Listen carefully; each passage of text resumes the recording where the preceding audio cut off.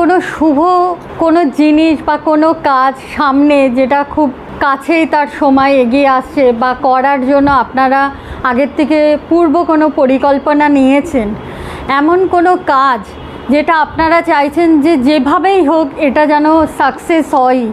সেটা ছেলেমেয়ের সম্বন্ধ দেখাই হোক, বিবাহের কথাই হোক বা যে কোনো ডেভেলপমেন্টের কথাই হোক না কেন,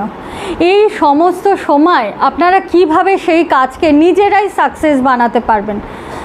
তার জন্য আজকের এই টোটকাটি। কি করতে হবে? কোনো একটি শুভ দিন দেখে, অতি অবশ্যই সেটি বৃহস্পতিবার হলে ভালো হয়, কালো হলুদ কিনবেন এবং সেটি মা লক্ষ্মীর উদ্দেশ্যে আপনার ঠাকুর ঘরে দেবদেবী সামনে রেখে দেবেন এবং প্রতিদিন সেটিকে ধূপদীপ দেখাবেন। আর যখনই কোনো শুভ কাজে যাবেন বা এই ধরনের শুভ আলোচনা অংশগ্রহণ করবেন, অতি অবশ্যই একটি কালো হলুদ আপনাদের সাথে নিয়ে বাড়ি থেকে বেরোবেন বা সাথে নিয়ে কাজ করবেন, দেখবেন সফলতা আপনাদের হবেই হবে।